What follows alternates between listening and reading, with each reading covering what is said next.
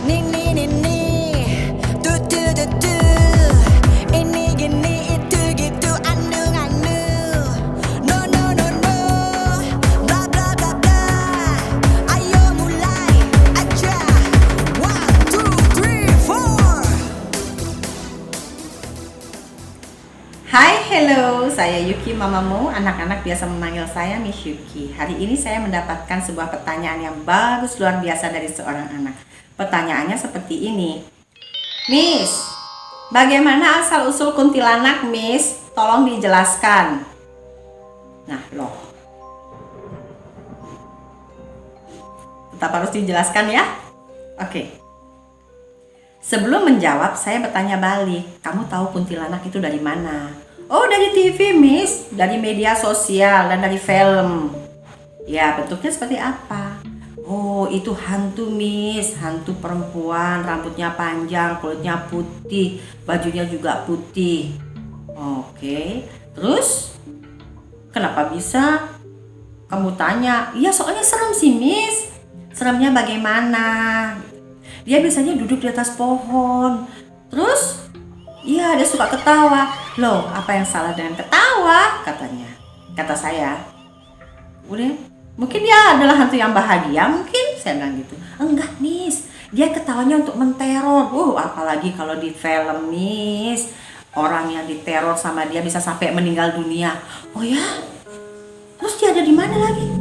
Di pojokan, Miss. Hah? Yang benar? Pojokan situ ada nggak ya? Waduh. Terus gimana? Ya Miss, tolong Miss, kasih tahu itu kuntilanak itu apa, siapa? Baik. Miss akan ceritakan ya. Kuntilanak itu apa atau siapa? Tapi nggak pakai cerita serem, oke? Ya. Mulai ya, asal usul kuntilanak. Yeay. Kuntilanak itu asal katanya dari bahasa Melayu yaitu Puntianak, yang artinya adalah hantu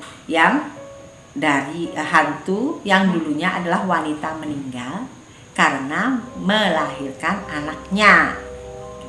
Tuh, maka dari itu pada saat-saat tertentu dia itu muncul. Untuk apa? Untuk bertemu dengan anaknya. Itu saja.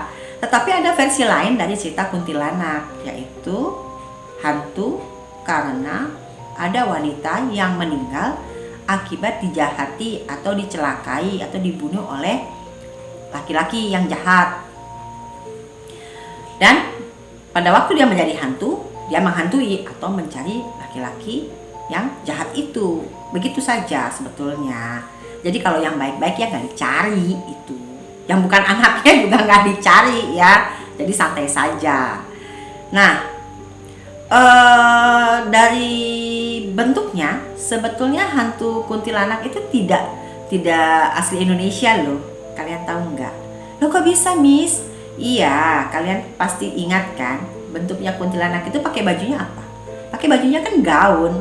Sedangkan orang Indonesia atau orang Nusantara ini kan pakai bajunya nggak model baju gaun. Kalau zaman dulu orangnya kan pakai kebaya atau kemben wanita Indonesia itu, yaitu kain yang dililit sebatas sini sampai menutupi dada, ya. Dan rambut orang Indonesia pun tidak terurai begitu. Wanita Indonesia atau wanita Nusantara pada zaman dahulu rambutnya itu digulung-gulung sampai menyerupai konde atau berbentuk sanggul. Yang selanjutnya adalah kulitnya orang Indonesia atau orang Nusantara itu sawo matang atau kalaupun paling putih namanya kuning langsat, nggak sampai putih seperti kuntilanak itu. Kan zaman dulu nggak ada skincare. Sedangkan orang Indonesia pada zaman dahulu itu sebagian besar adalah petani karena negara agraris kan, daerah agraris ya. Jadi kegiatan wanita dan pria pada zaman dahulu itu lebih banyak di bawah sinar matahari. Gak mungkin kulitnya putih kinclong glowing tralala kayak begitu ya. Jadi bisa dipastikan hantu yang bentuknya seperti itu bukan dari sini. Lalu dari mana? Ya mungkin dia hantu luar negeri dari daerah Eropa. Kenapa bisa sampai di sini? Ya, diperkirakan dia datang pada waktu atau bersamaan dengan bangsa Eropa datang ke sini, yaitu Belanda, Inggris, Portugis, dan daerah-daerah itu datang ke sini untuk berdagang, mencari rempah-rempah yang ada di Nusantara. Jadi ceritanya pun datang juga ke sini tentang White Lady. Ingat, hanya cerita hantu, bukan hantunya yang dibawa ke sini.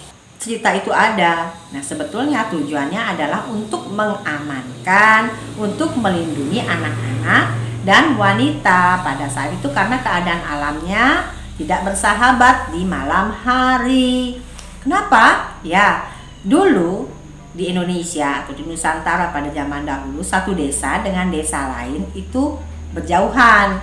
Mau ke sana kemari hanya bisa jalan kaki atau naik kuda kalau punya kendaraan. Kendaraannya kuda.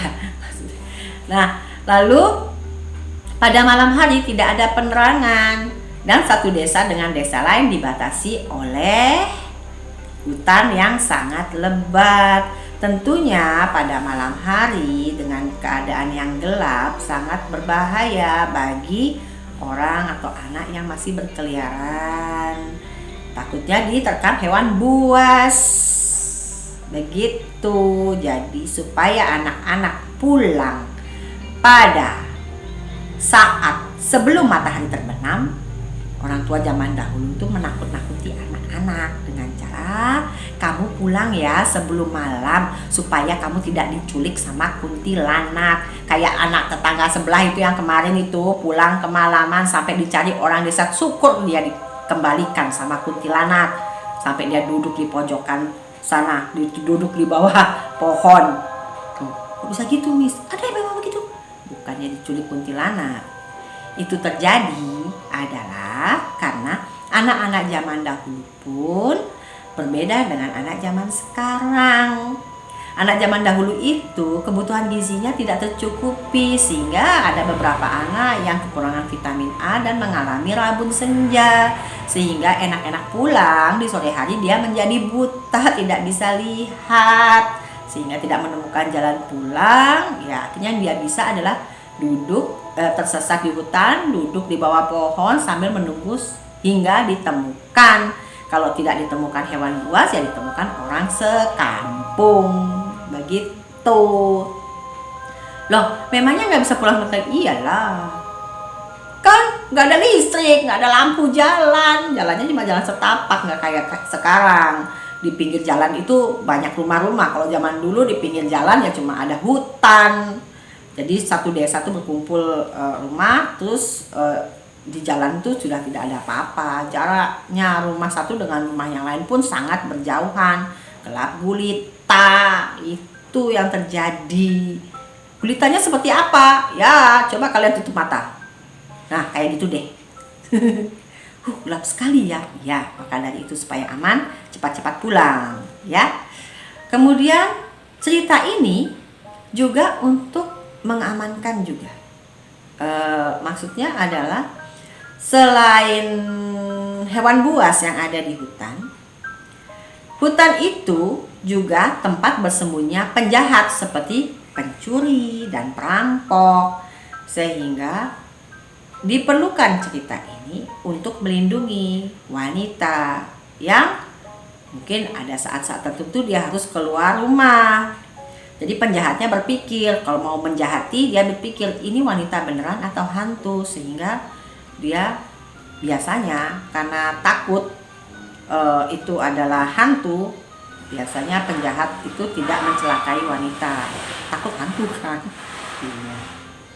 Itu saja. Jadi pada prinsipnya cerita kuntilanak diciptakan, cerita loh ini ya, karena kan Miss juga belum pernah ketemu kuntilanak, kalian juga belum pernah ketemu, jadi sekarang tidak ada orang yang ketemu untuk bisa mengklarifikasi, bener enggak kamu itu menculik anak, kan enggak ya. Jadi cerita ini dikembangkan, disebarkan untuk melindungi anak-anak dan wanita karena keadaan alam yang saat itu tidak bersahabat. Begitu. Jadi ngomong-ngomong, Kalian masih takut nggak dengan kuntilanak? Ya masih, Miss. Ya,